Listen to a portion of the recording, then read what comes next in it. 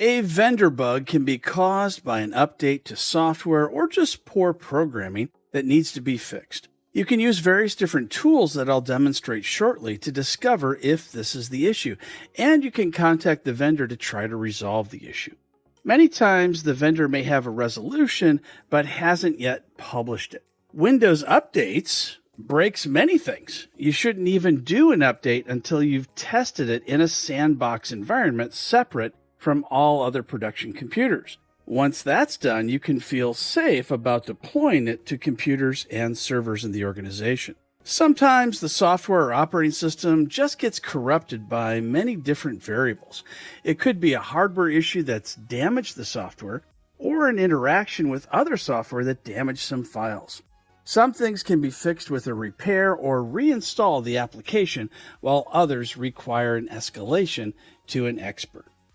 Let's take a look inside a Windows computer to see how services and applications work together and how you can troubleshoot those using the event viewer.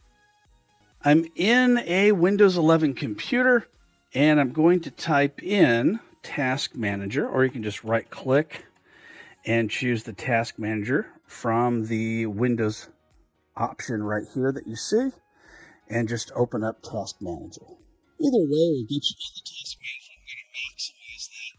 And then we'll take a look at all these different tabs at the top.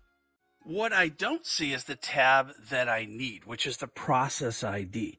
So if I right click on Status and I choose Process ID, there's my Process ID. And what this does is it matches up to executables, it matches up to services, and it matches up to the event viewer. And I can use all this information to tell me whether I'm having a hardware problem or, more likely, a software problem.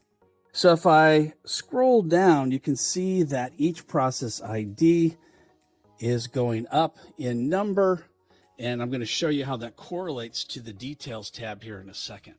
Now, some of these different names that you see here don't have process IDs, and that may be just because it's part of the operating system, and you won't be able to stop those particular processes yourself. Otherwise, the operating system might fail. I'm going to go over to Details. And take a look, we have process IDs here as well. So any process ID I see under Processes is going to match up under the Details tab. And how that's helpful is I can now see the executable that's tied to a Windows process.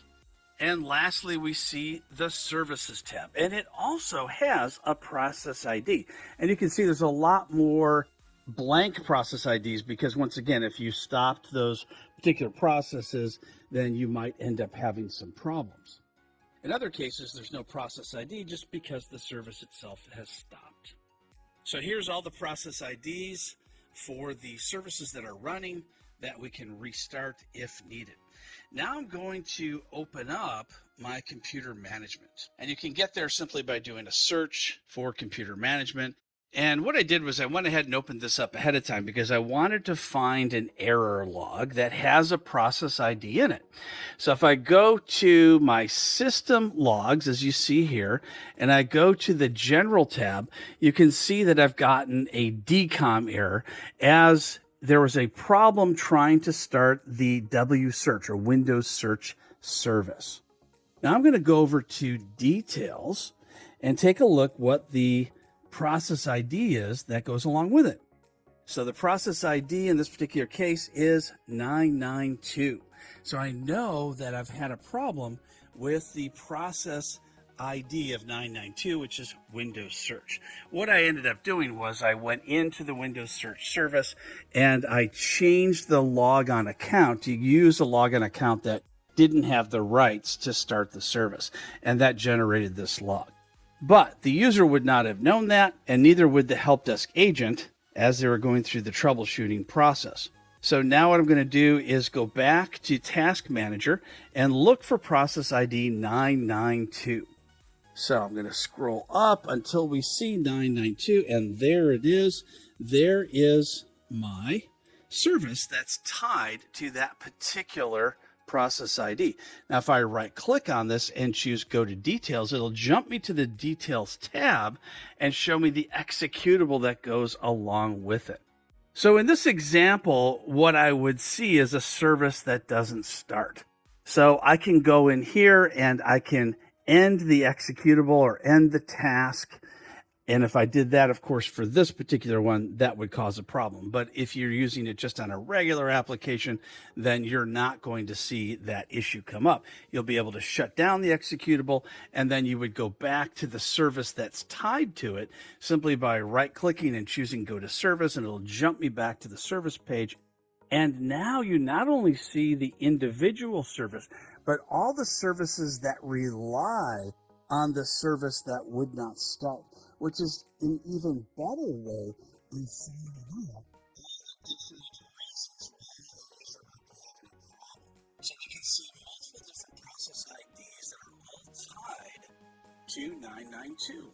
Next, I can go down to services by doing a search for services, and I'll go ahead and run that as administrator, just so I have all the rights I need.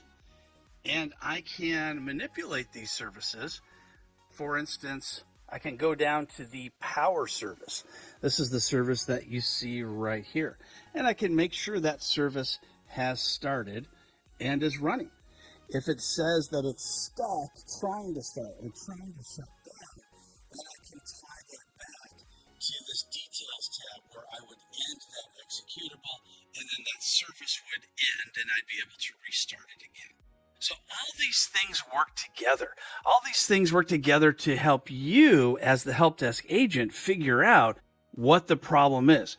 You've got executables under details. You've got services under the services tab. You've got processes, and you've got event logs. So I encourage you to open up your task manager as well as your computer management and try to take a look at how the process IDs all work together in your event viewer and your task manager to see if you can solve some problems that may be on your computer.